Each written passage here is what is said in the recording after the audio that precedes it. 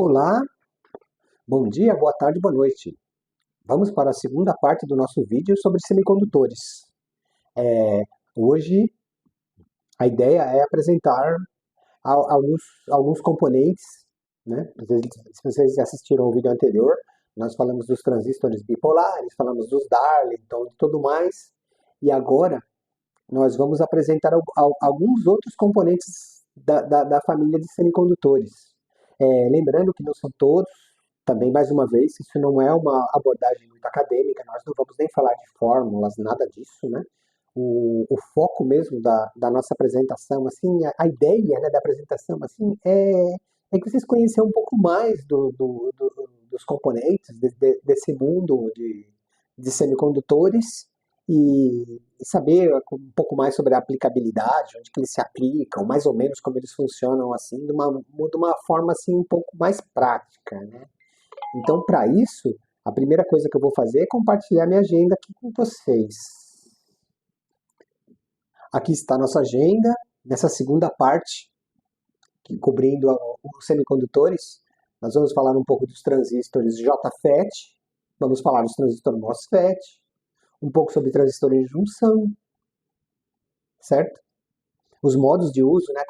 Quais são as aplicações dos transistores FET e MOSFET, os transistores unijunção, SCR TRIAC, o SCR ou TRIAC em corrente alternada e o SCR ou TRIAC em corrente contínua, né? Eles têm uma característica aqui, o SCR é um componente meio, vamos dizer assim, quando ele dispara, ele começa a conduzir e ele não vai parar mais, né? Então, na corrente contínua, isso pode ser um problema. Então, aqui tem alguns mecanismos de como a gente consegue fazer parar um SCR, né, de fazer ele parar de conduzir, mesmo em corrente contínua. Então, essa é a nossa agenda de hoje, e chega de papo, e vamos direto para eles. Começamos pelos transistores JFET. JFET, como o próprio nome já diz, é um transistor de efeito de campo, Field Effect Transistor, e o J é de junção, ou seja, ele tem uma junção, certo? E ele opera numa configuração, num modo que a gente chama deplexão, certo? Os JFET sempre trabalham em deplexão. O que é deplexão? Ou seja, se eu não tiver nada no gateway, ele vai estar conduzindo aqui. Então ele está sempre conduzindo aqui. Os JFETs, a gente tem os JFET canal P, certo? Os pinos do JFET são o dreno, a fonte, o source e o gateway. E aí a gente tem o canal P, onde a gente tem lacunas normalmente na junção principal, que liga o dreno ao source. E aqui a gente tem os JFET canal N, né, que na verdade são quase que os mais utilizados, né, que é esse de baixo aqui, né, onde a gente tem elétrons, né, e quando você aplica uma tensão negativa no gateway, ele fecha o canal, reduzindo a condução, né. Sendo assim um pouco mais, como se diz, mais práticos, né?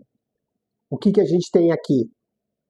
A gente tem um desenhinho aqui, onde a gente tem aqui o dreno e o source, e aqui tem uma junção onde a gente tem o gate.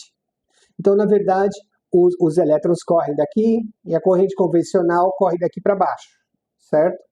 Então, esse é o ciclo de corrente. Então, você vai ter o que aqui? Uma corrente, vai ter uma tensão bem pequena aqui entre o dreno e o source, e, em consequência, uma tensão mais alta nessa resistência aqui, nesse resistor, né, nessa resistência, né, vamos falar em física, né, e uma queda de tensão aqui.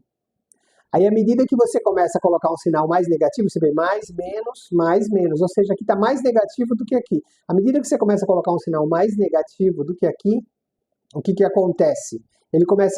Esses campos aqui, ó, começam a fechar. E ele fecha completamente aqui e deixa de passar a corrente elétrica. Os JFETs, eles têm uma característica interessante que é a impedância de entrada, é bem alta, sabe? É bastante alta. Ou seja, ele é um componente que ele é excelente, assim como casador de impedância, para pré-amplificadores, ou para lugares assim que tiver uma impedância assim muito alta, ele não apresenta um ganho assim fantástico, sabe? E o ganho dele é um ganho até que modesto, sabe? De tensão, de corrente, né? Tanto que quando você vai fazer um amplificador, você precisa fazer um, um step de amplificação, né?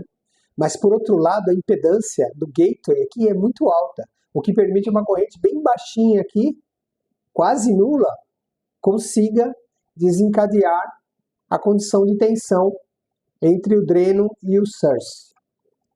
Isso a gente consegue ver bem aqui, ó, nessas curvas aqui, ó. Aqui, ó, é a tensão, certo? Entre o dreno e o source. E aqui é a corrente que vai estar circulando por ele. Então nós vemos aqui que nem, por exemplo, se eu tiver menos nesse FET aqui, nesse JFET aqui, 2N5457, só que eu tirei do databook dele, certo? Se a gente tiver uma tensão de menos 2,5 volts, ele praticamente não vai estar conduzindo nada. Ele vai estar isolando. Ele vai estar como isolante aqui. Ou seja, você vai ter tensão e não vai ter corrente. E à medida que você vai se aproximando aqui, por exemplo, de 0 volts, dependendo dessa carga aqui, você vai ter o que aqui? Você vai ter praticamente ele como um curto-circuito. Ele tem uma resistência interna, ele é diferente do MOSFET, ele apresenta uma resistência interna aqui, mas ele vai estar conduzindo praticamente tudo, e você vai ter o quê? Vai ter uma tensão bem pequena e uma corrente bem grande. Então você vê que com 0 volt aqui, ele consegue a condição plena. E com menos 0,2 volts, ele fecha aqui. Aí você fala assim, puxa vida, então para eu usar um transistor como esse aqui, eu preciso de duas fontes. Por quê? Eu vou ter uma fonte aqui onde está a minha carga, e eu preciso de uma fonte mais negativa ainda para conseguir fazer com que ele corte. Então eu preciso de duas fontes, uma fonte mais negativa ainda só para ele cortar. A gente está falando do N, tá? Tudo que eu falei para o N é o contrário para o P. Uma fonte mais negativa ainda para ele cortar, aí eu falo, sim, talvez. Mas existe uma possibilidade de se montar um circuito como esse aqui, onde você coloca um resistor aqui, e aí o que acontece? Quando o transistor está em plena condução, você vai ter uma corrente, você vai ter uma queda de tensão aqui, certo? Você vai ter uma queda de tensão aqui, certo? Então o potencial aqui, ele vai ser um pouco mais, por exemplo, se aqui fosse 10 volts, vamos supor que aqui você tem 3 volts, certo? Aqui você tem lá, sei lá, os seus 7 volts, e aqui você tem os 10 volts. Então, quando você tem 3 volts aqui e aqui você tem 0, então aqui está mais negativo. Então um circuito como esse é o que normalmente o pessoal faz, é o artifício que o pessoal faz para poder utilizar ele com uma fonte mais negativa ainda, para que ele consiga cortar, certo? E bloquear a tensão. Então, quando você vai montar, por exemplo, um estágio de pré-amplificador com um transistor desse tipo, então o que você faz? Você bota um resistor aqui, e aqui, ó, bem aqui no dreno, por exemplo, você tira a sua saída. Então aqui está a sua saída, aqui você bota um resistor aqui, ó, daqui até o 0 aqui embaixo, certo? Sim, ó, vou colocar aqui. Você coloca um resistor aqui, ó. Por quê? Porque a tensão e a corrente aqui tem que ser bem baixa. E você coloca aqui, por exemplo, um capacitor. Aí aqui, ó, você coloca um outro capacitor. E você tem um amplificador, um pré-amplificador. Ou seja, você polariza ele, você coloca ele numa tensão intermediária, assim como a gente fazia com os transistores de silício. Eu vou voltar para outro desenho e vou mostrar. E aqui você vem com uma corrente aqui alternada, aqui um sinal que você quer amplificar, alternado, o capacitor desacopla a corrente contínua, gera essa diferença de potencial aqui, e a partir dessa diferença de potencial, ele gera uma diferença de potencial aqui, porque você vai abrir e fechar essa comporta, certo? Para isso acontecer, esse transistor ele não pode nem estar na zona de saturação, nem estar na zona de corte, senão você vai perder uma parte de sinal. Eu vou até voltar aqui.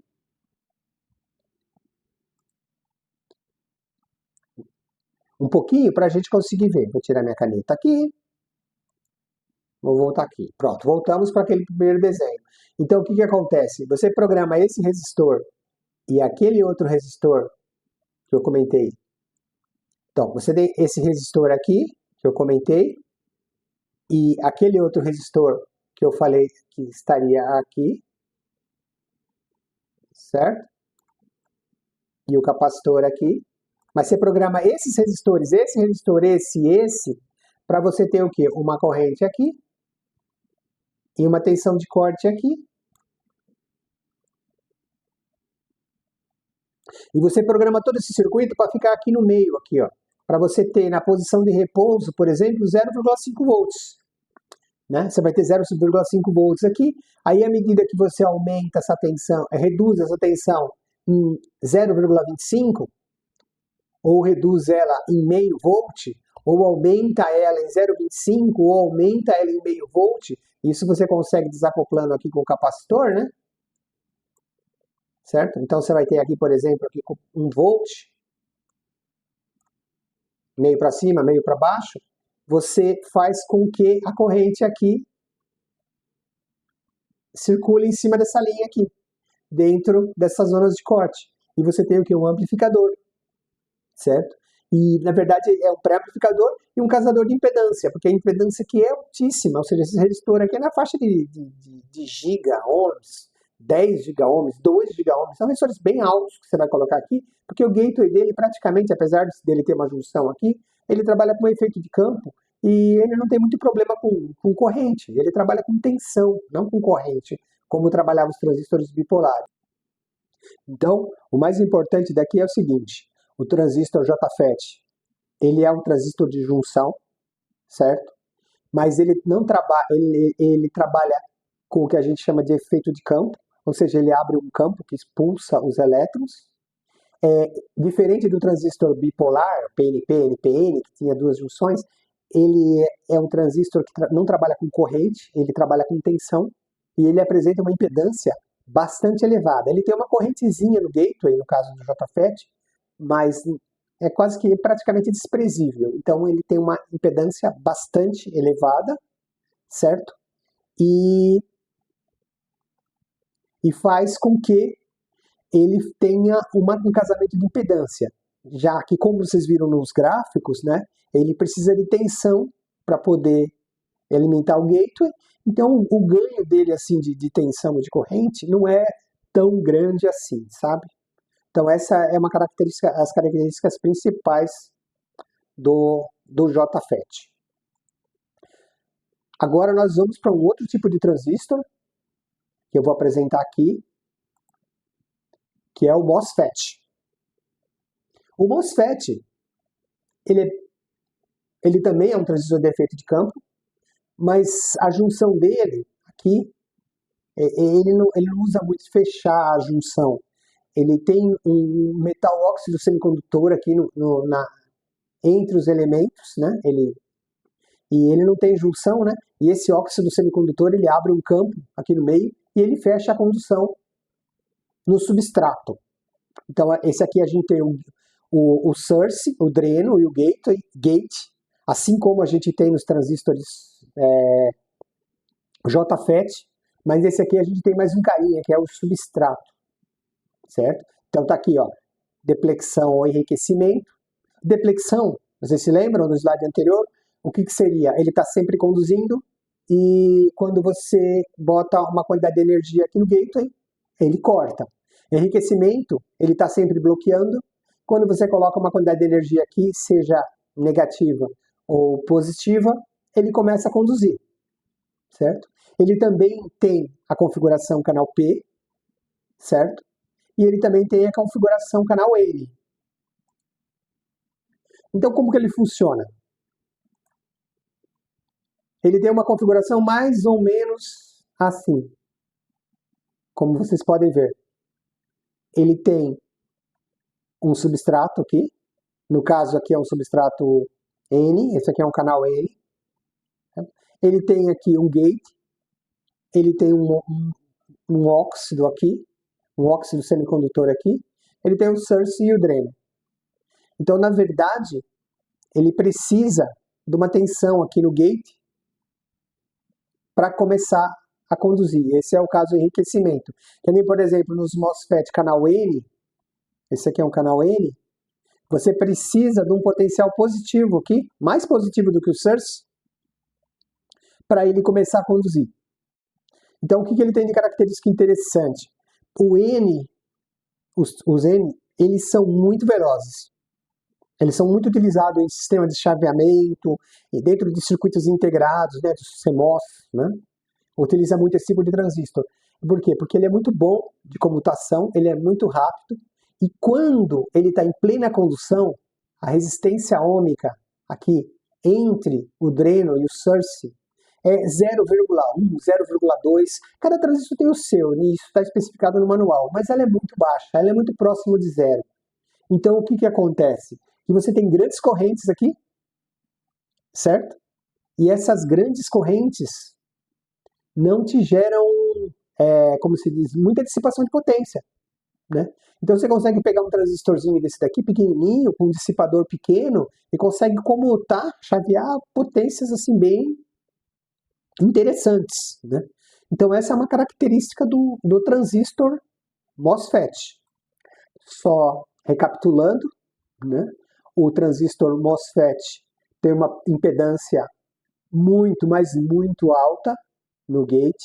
Então, praticamente, a corrente de gate é praticamente zero. Ele trabalha por tensão, ou seja, o que vai determinar a condução entre o source e o dreno é a tensão no gate. Ele pode trabalhar em deplexão, ou seja, ele está sempre conduzindo e quando você polariza o gate de forma contrária, ele bloqueia. Ou o que é mais comum no caso do MOSFET, enriquecimento, que quando você coloca um potencial, no caso do N positivo e no caso do canal P negativo no gate, ele começa a conduzir. E ele apresenta uma resistência ôhmica entre source e dreno bastante baixa. E isso que a gente falou, a gente pode ver nesse slide que eu estou apresentando aqui. Ou seja, o gate source aqui, ele se polariza por gate source, é por tensão e não por corrente, é o FET, mas aqui a gente está falando, esse aqui é um MOSFET, tá? Ele tem uma alta impedância de entrada, no caso do FET é bastante alta, do JFET, mas no caso do MOSFET é extremamente alta. A corrente de base é praticamente nula no MOSFET, no JFET ele é muito baixa também, insignificante, mas no MOSFET ele é praticamente nula. Mas o MOSFET ele tem um desafio que é gerenciar as capacitâncias. Por quê? Como a impedância aqui é muito alta, certo? Como a impedância aqui é muito alta, o que acontece? Você costuma colocar resistores muito altos. E aqui ele tem uma capacitância aqui na junção. Essa junção de metal semicondutor que cria essa barreira que bloqueia, né, esse campo que bloqueia o sinal entre o drain e o source, ele é como um capacitor. Então, às vezes, você coloca uma tensão. Esse aqui é um canal N, né? Então, se você coloca uma tensão positiva aqui, ele vai o quê? Ele vai virar quase que um curto-circuito aqui. Essa RDS vai ser quase zero. Aí, quando você tira essa tensão positiva, por ele ter uma capacitância aqui, o que acontece? Ele pode continuar conduzindo. E isso não é desejado, certo? Então, existem alguns mecanismos que você faz, ou com resistores, com diodos, ou até mesmo com outros transistores FET ou MOSFET aqui, para quê? Para você colocar o sinal positivo aqui, e ele começar a conduzir, mas quando você colocar o sinal zero, que é para ele bloquear, você coloca ele com uma resistência muito baixa em relação ao source. Por quê? Para descarregar esse capacitor interno e para ele cortar muito rapidamente, certo? Então, isso é um artifício que a gente faz. Para quê? Para que ele funcione de acordo na parte de comutação. Porque se você não descarregar esse capacitor rapidamente, ele vai ter uma curva de descida assim, não tão legal, sabe? Ele vai fazer tipo um dente de serra, né? E isso vai fazer com que ele dissipe mais potência, aqueça, certo? E não vai apresentar a característica que você desejava, porque é o tempo de descarga desse capacitor. Agora, se você bota aqui, por exemplo, o MOSFET tipo P, ele precisa de um sinal mais positivo, vai descarregar rapidamente. Desculpa. Ok. Ele precisa de um sinal mais negativo aqui para ele. Aqui, nesse slide, eu queria falar o uso típico de um transistor MOSFET, e a parte mais, e alguns desafios. Esse aqui é uma configuração em ponte. Aqui eu tenho uma ponte com dois transistores MOSFET tipo N, e aqui eu tenho uma ponte com um transistor MOSFET tipo P e um transistor MOSFET tipo N. Veja que eles têm demanda diferente de condução. Por quê? Porque o que acontece? MOSFET tipo P, ele precisa de um sinal mais positivo aqui, para ele poder cortar. Enquanto que o tipo N precisa de um sinal mais negativo aqui para poder cortar. Certo? Por isso que esse resistor aqui, que é o resistor para corte, vê que ele está para o negativo, esse é o negativo, e esse aqui também está para o negativo. E já nesse caso aqui, onde eu tenho uma ponte com um P e um N, esse aqui está para o positivo. E aí, quando a gente começa a falar de uma diferença de potencial, aqui, por exemplo, de 100 volts, o que acontece? Normalmente, o que se coloca são tensões diferentes aqui. Ou seja, eu tenho uma fonte desse daqui, que vai ficar um pouco mais positivo em relação a essa, e eu tenho uma outra fonte apartada, separada aqui, que vai ficar um pouco mais negativo em relação a essa para conduzir. Ou aqui, onde você pode ter no meio aqui uma diferença de até 100 volts, é a mesma coisa. Eu tenho uma fonte aqui que vai ficar um pouco mais positivo para fazer isso conduzir, e uma outra fonte aqui que vai ficar um pouco mais positiva para se conduzir. Então, é importante no sistema, principalmente no sistema que for controlar tensões elevadas, que nem um motor de carro elétrico ou um motor de máquina, que você tenha fontes de alimentação do circuito de controle separadas, para esse cara e para esse cara. E aqui também. E uma outra característica é que esse transistor P, o MOSFET, ele funciona com lacuna. Então, a resistência ômica entre source e dreno dele, ela é mais alta do que a resistência ômica de um canal N. Então, ele é mais sensível à potência.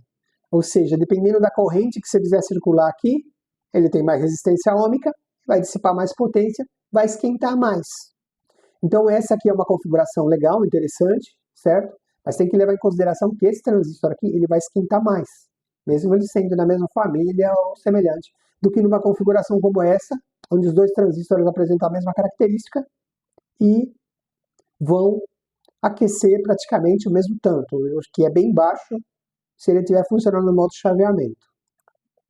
Aí, o que fazemos então? Se a gente tem que ter fontes distintas, né? Então, muita gente coloca aqui, por exemplo, dois circuitos distintos, separados aqui por uma fonte por transformador, ou disparam ele a partir de um transformador, onde eu tenho um enrolamento aqui, um outro enrolamento aqui, e o terceiro aqui, e quando eu alimento esse aqui, eu consigo fazer a inversão aqui dos sinais, né? Ou ainda, existem circuitos como esse daqui, certo? Que é um transistor, se eu não me engano, é da Microchip, né? Onde ele já faz isso internamente. Se vocês forem ver aqui esse desenho, se vocês procurarem no manual esse cara aqui, vocês vão ver que ele tem essa fonte de cima aqui, tá vendo? Ela é isolada dessa daqui de baixo, tá vendo? Então essa fonte aqui ela está funcionando com esse terra, certo? E essa fonte aqui está funcionando com essa tensão aqui. Esses são dois canal N. Então você usa um circuito integrado desse aqui, beleza? Ele consegue acionar os dois transistores, mesmo com um potencial bem alto aqui, ó, por exemplo, aqui a gente tem 100 volts aqui. Mas por quê? Porque ele tem internamente, ele consegue isolar essas duas fontes, entende? Essa fonte de baixo e essa fonte de cima. Porque no momento que esse transistor aqui estiver conduzindo tudo, e esse aqui tiver de tudo bloqueado, o que vai acontecer? Que tensão eu vou ter aqui? Praticamente 100 volts em relação ao terra, certo? E esse circuito integrado tem que saber lidar com isso.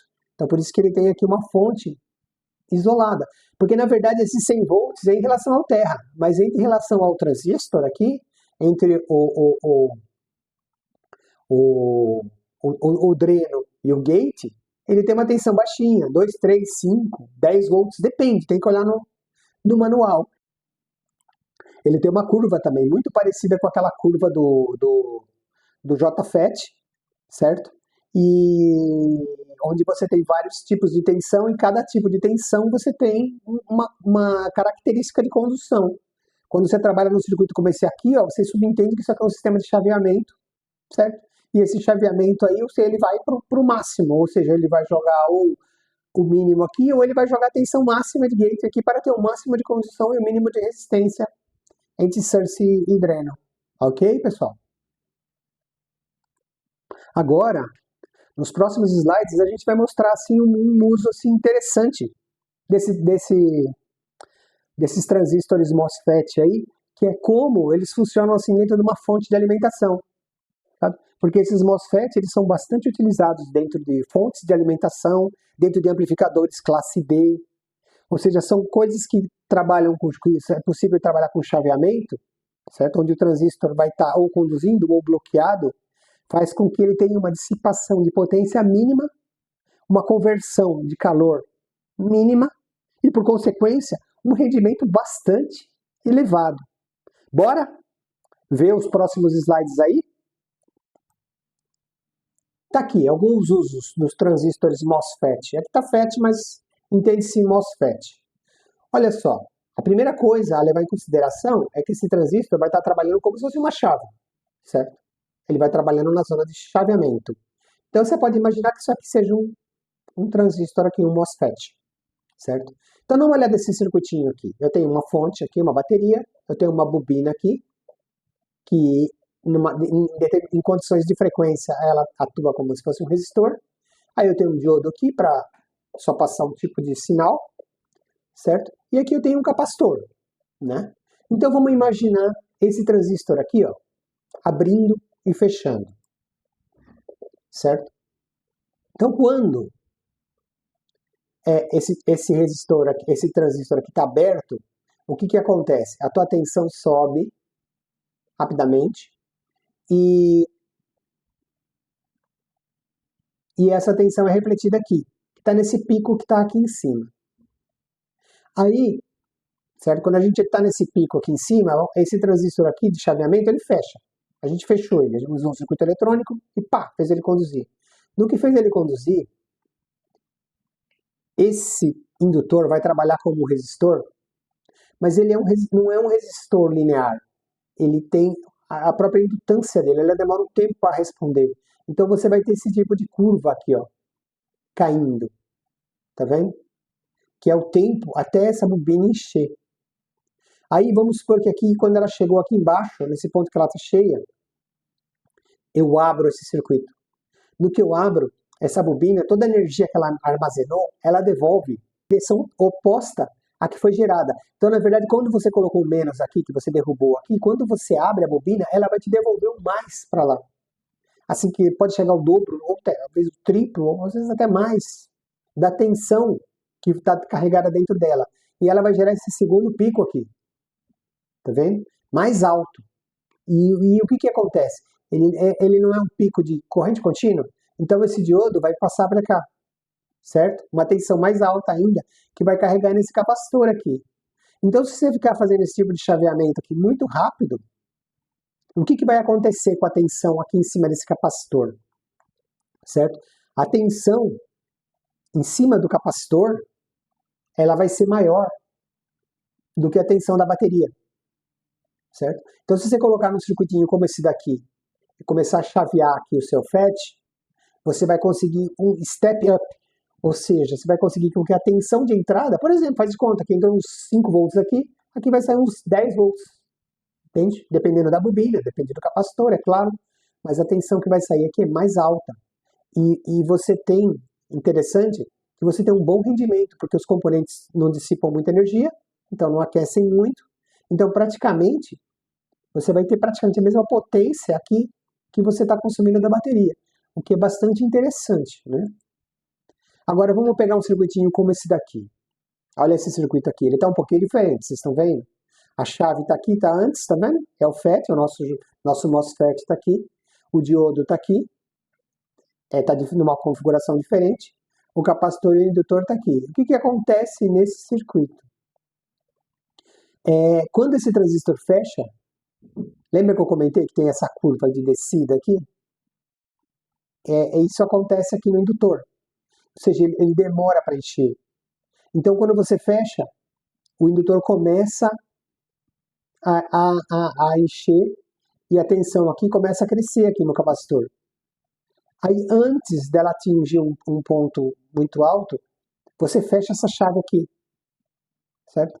Você abre essa chave aqui. No que você abre essa chave, esse indutor que estava com mais aqui, ele devolve como menos aqui e devolve como mais aqui. Aí o negócio começa de novo a subir, entendeu? Então, o que é isso daqui? Isso aqui é um conversor step down. Ele utiliza a indutância como se fosse uma espécie de resistor bem entre aspas, né? E faz com que você controle a tensão em cima da comporta aqui do capacitor, também com baixa perda de energia.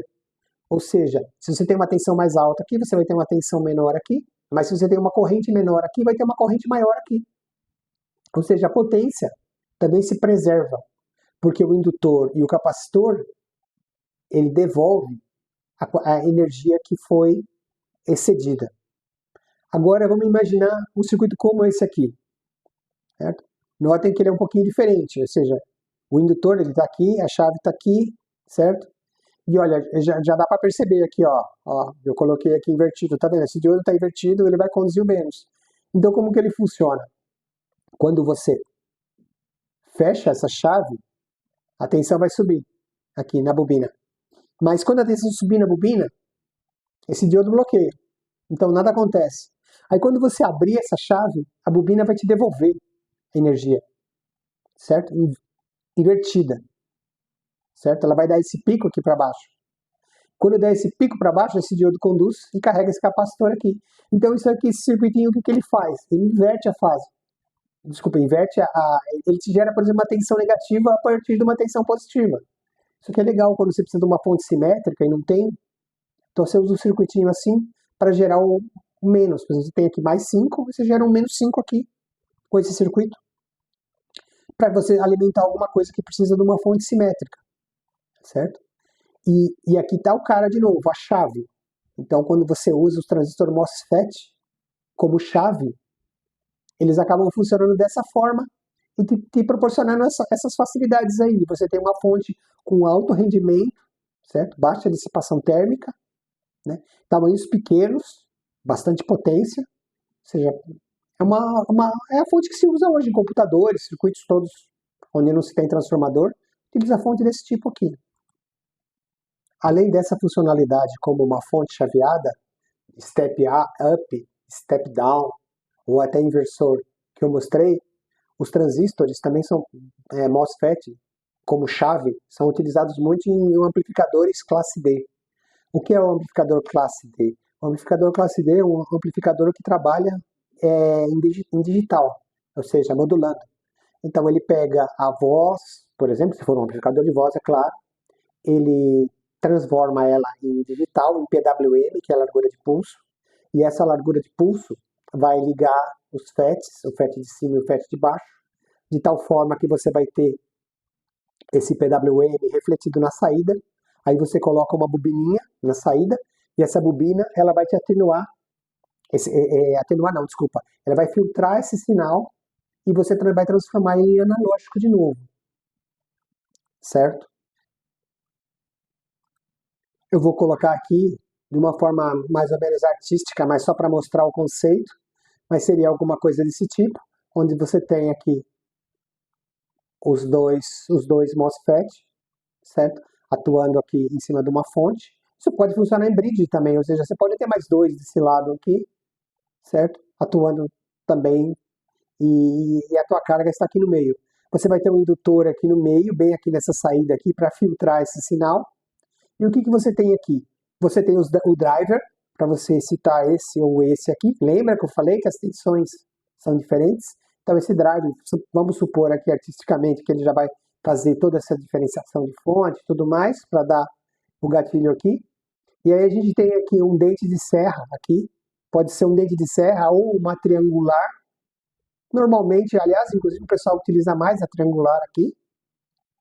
E aqui, de uma frequência bem alta, mais ou menos umas 10 vezes, mas no caso de áudio, umas 10 vezes audível, às vezes até mais.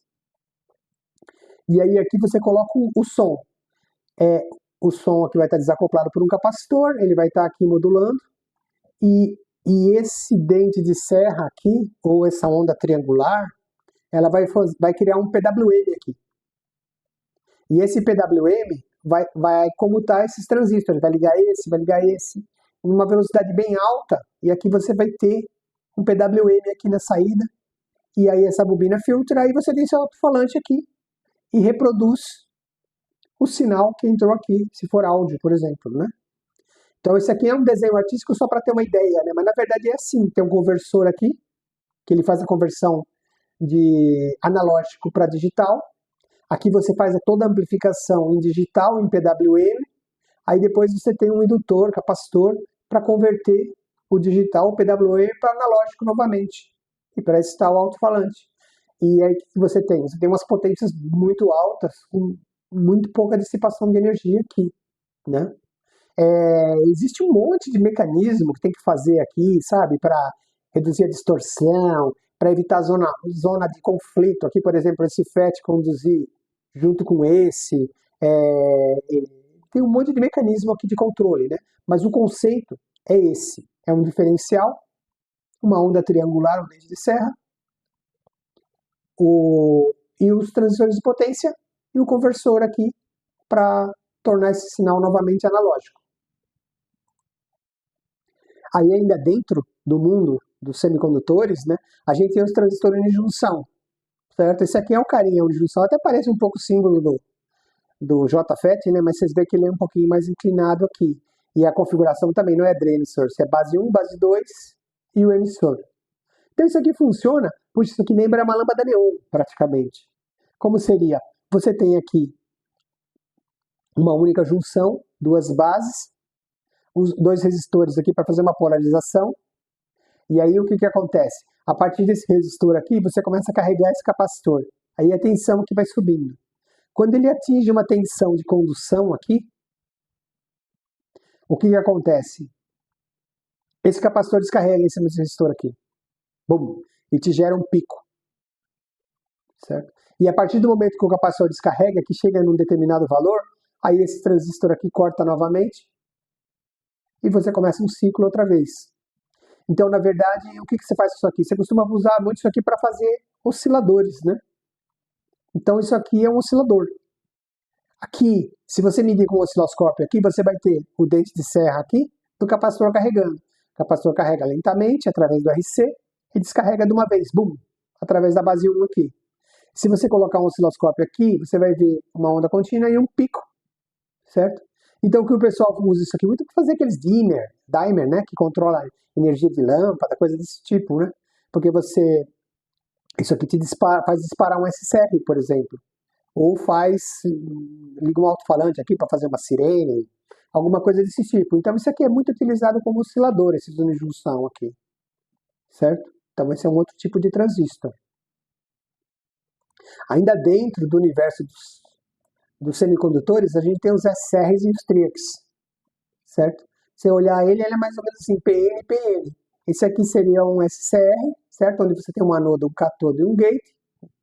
E o TRIAC é como se fosse dois SCRs contrapostos, né? Aqui está até desenhado, desculpa pessoal, que está errado aqui. Na verdade, esse aqui vem até aqui no P, né? Ou seja, são dois SCRs contrapostos aqui.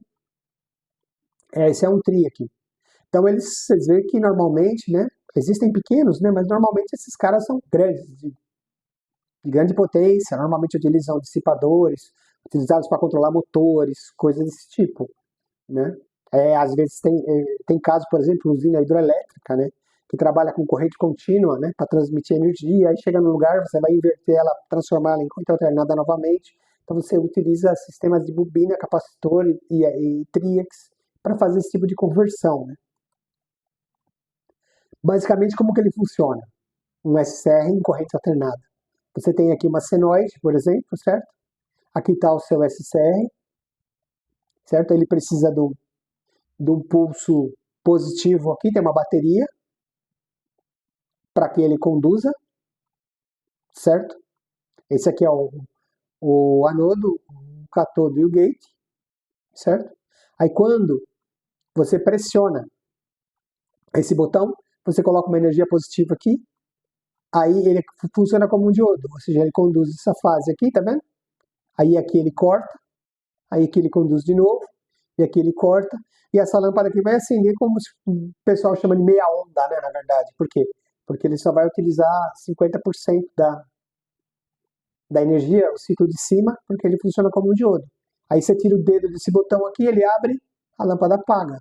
Ele não conduz mais nada, certo? Aí existe uma outra tipo de configuração. Uma característica dele, bem interessante, é que um SCR ou um TRIAC, quando ele começa a conduzir, enquanto não cortar a corrente dele, ele vai conduzir indefinidamente. Por isso que na corrente alternada, no desenho, vocês viram que ele corta no ciclo negativo, né? Mas no ciclo positivo, ele não corta.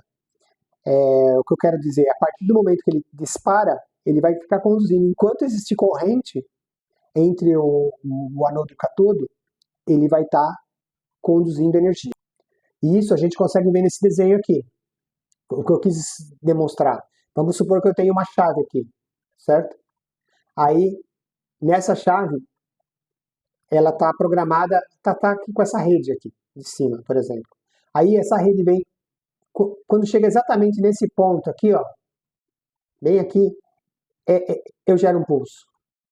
No que eu gero um pulso, ele conduz essa parte que está em azul, até aqui, nesse zero. Aí nesse zero aqui ele corta de novo. Aí continua o ciclo. Aí eu tenho mais um pulso aqui embaixo, tá vendo? Mas nada acontece. Por quê? Porque ele está é o oposto do diodo. O diodo está em bloqueio. Então não serve para nada esse pulso aqui. Aí ele continua aqui a senoide. Aí quando ele está bem aqui nessa posição, que eu quis dizer é que ele recebe um pulso. Aí ele começa a conduzir, que é essa parte azul. Aí bem aqui, ele recebe um pulso. Mas ele simplesmente ignora, porque ele já está conduzindo. Então ele ignora.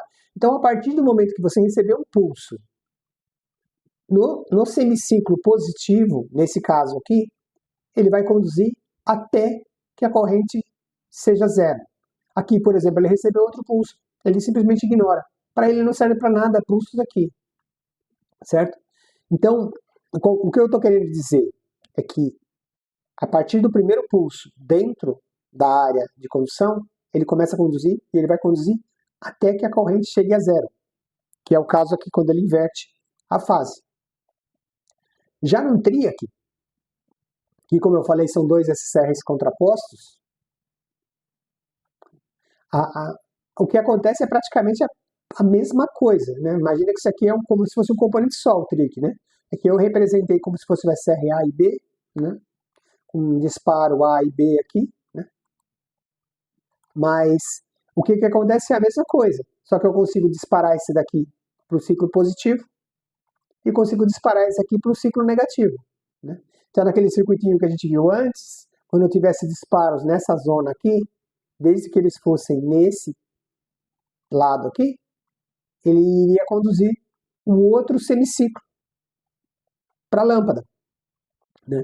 Lembrando que vocês estão vendo aqui que tem diferença de potencial, que um lado está aqui, o outro lado está aqui. Então, normalmente, para engatilhar TRIAC, componente desse tipo, a gente coloca um transformadorzinho aqui, ou um ótico específico, né? Para que você faça o disparo de forma conveniente e ele conduza o positivo e o negativo, né? Como esse circuitinho que tem aqui. Esse é o famoso MOC 3020, MOC 3011, 3023, tá vendo? Ele tem um cara aqui que chama DIAC, que ele funciona muito parecido com dois diodos contrapostos, assim.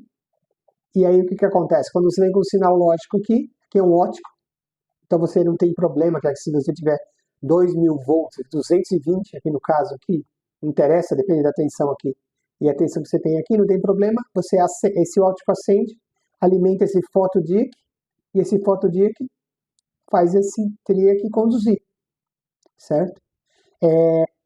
Ele vai conduzir, ou seja, você pode ter uma frequência aqui sincronizada com a sua rede, e você pode controlar a potência por aqui. É só você fazer disparo no ponto apropriado. Sempre lembrando que quando você tem um sistema indutivo que te devolve energia, você precisa ter um capacitor do outro lado para compensar isso daí. Por isso que eu comentei aqui que o circuito com resistor e com indutor, ele é diferente. Ele tem uma compensação aqui para poder, como se diz, fazer com que o trem aqui corte com mais facilidade. Agora, para fechar o capítulo, a gente vai colocar um pouquinho de como um tri, aqui é um SR, como cortar um cara desse em corrente contínua. Lembra que eu comentei? Quando você dispara ele, ele vai continuar conduzindo.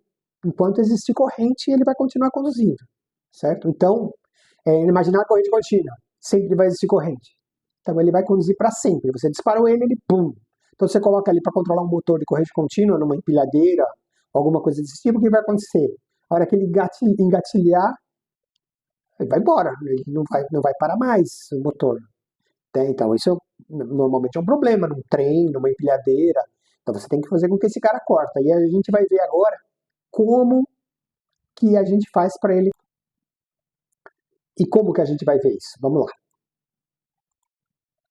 Imagina um circuitinho como esse daqui, certo? Eu tenho uma bateria aqui, eu tenho um motor e eu tenho aqui o meu SCR. Então, quando eu disparar esse SCR, esse motor vai começar a virar. E como que ele vai cortar? Do jeito que está aqui, ele não vai cortar nunca, certo? Mas vamos aproveitar esse mesmo circuito, vamos imaginar um circuito como esse daqui, certo? Então eu tenho aqui um motor, eu tenho aqui uma chave, que pode ser um outro SCR, certo? E eu tenho aqui um capacitor. Então o que vai acontecer?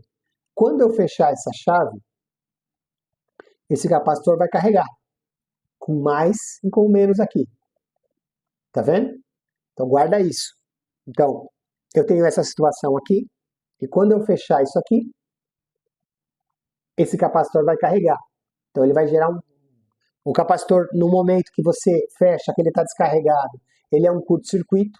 Então você vai ter um pequeno pico aqui, não vai ser nem o suficiente para o motor girar, mas você vai ter como se fosse um pequeno curto-circuito aqui, que é o tempo do capacitor carregar. Aí o capacitor carregou, aí ele bloqueia novamente e fica isolado, e o motor fica sem corrente nenhuma. Agora imagina um circuito assim, certo? O que vai acontecer aqui? Tá aqui o motor, certo? Eu tenho uma chave aqui, então eu tenho um diodo aqui que eu introduzi e essa bobina. Então aqui eu tenho positivo, aqui eu tenho negativo. Na verdade não vai funcionar nada aqui porque não tem nenhum sinal aqui, ele não passa esse negativo para cá. Mas vamos supor que eu fechei essa chave. No que eu fecho essa chave, o que vai acontecer com esse motor? Ele vai começar a virar, certo? Vai estar alimentado. E por outro lado eu vou colocar um positivo aqui na bobina também, certo? Se eu coloquei um positivo aqui na bobina, e aqui eu tenho um capacitor, que ele está com um negativo aqui, o que vai acontecer? Ele vai dar um pequeno pico nessa bobina aqui. Né? Então eu tenho um pequeno negativo aqui e um positivo aqui, essa bobina carrega. A hora que eu abrir essa chave, certo? A hora que eu abrir essa chave, vem um negativo aqui e a bobina descarrega e joga um positivo para cá. E lembra da característica da bobina. Quando você abre ela joga um sinal mais alto. Ela te devolve um sinal mais alto do que foi o sinal que carregou ela. Então ela vai carregar esse capacitor positivo aqui com um positivo maior do que esse. Então ele vai inverter aqui essa polaridade. E ele vai ficar bem positivo, certo? Tá aqui o desenho disso acontecendo. A bobina devolve energia para o circuito e carrega esse capacitor de forma mais positiva, tá vendo? Aqui. Viu? Ele devolveu. Aí aqui ficou mais positivo do que aqui. E esse capacitor carregou aqui de forma, podemos dizer, invertida, né? Mas aqui ele ficou mais positivo ainda. Aí agora vamos colocar um SCR aqui, certo? E vamos colocar um outro SCR aqui, certo? Então, vocês lembram? Deixa eu até voltar. Lembram que aqui eu tinha uma chave? Eu substituí essa chave por um SSR. E esse SSR eu voltei ele para o circuito. Certo? Aí o que acontece? Quando esse SSR começa a conduzir para cá, primeiro você faz esse daqui conduzir. Você dispara esse daqui e carrega esse capacitor. Aí quando esse aqui começa a conduzir, essa bobina devolve energia, carrega esse capacitor invertido, então ele vai ficar com um positivo bem forte aqui, certo? E a hora que você disparar esse SRB, ele vai descarregar esse positivo bem forte aqui, certo? E só dele estar mais positivo que esse SSR aqui, o que vai acontecer com esse SSR? Eu não falei que quando você cessa a corrente, ele corta? Você vai fazer com que ele corte. Então você vai disparar esse aqui, o motor liga, você vai disparar esse aqui, o motor corta. Então você gera aqui uma modulação e consegue controlar a velocidade desse motor. Certo? Então esse é um sistema que você utiliza para controlar a energia, controlar o disparo de SSR em corrente contínua. Isso aqui é utilizado principalmente, agora tem os transistores JFET, IGBT muito potentes, sabe, que trabalham praticamente como SR, mas até assim, coisa de 15 anos atrás, 10 anos atrás, tudo quanto é no break, fazia senoide, trem, trolleybus, empilhadeira, utilizava sistema desse tipo aqui, que eles são robustos, potentes, são mecânicos, você vê que trabalham na ressonante, né? Pouco componente aqui para dar defeito, e aguenta bastante potência, assim, bastante energia mesmo. Bom, pessoal, da parte de semicondutores, do vídeo número 2 de semicondutores, era isso que eu tinha para mostrar pro momento. Eu pretendo fazer mais vídeos detalhando mais. Como eu falei, isso aqui não é uma abordagem acadêmica. Pode ver que a gente não viu praticamente uma fórmula, não mostrei uma fórmula. Eu me foquei muito mais assim na maneira prática que esses componentes funcionam, trabalham, e qual que seria uma usabilidade para eles, né? Espero que isso tenha sido útil para vocês. Se foi útil, por favor, não deixe de dar um like. Também estou convidado para se inscrever no canal e para sugerir temas para a gente falar daqui para frente. Desde da área de semicondutores, de eletrônica, eletrônica analógica, eletrônica digital, telecomunicações, networking, né? Eu tenho formação em networking também. E muito obrigado, pessoal. E até a próxima. Tchau!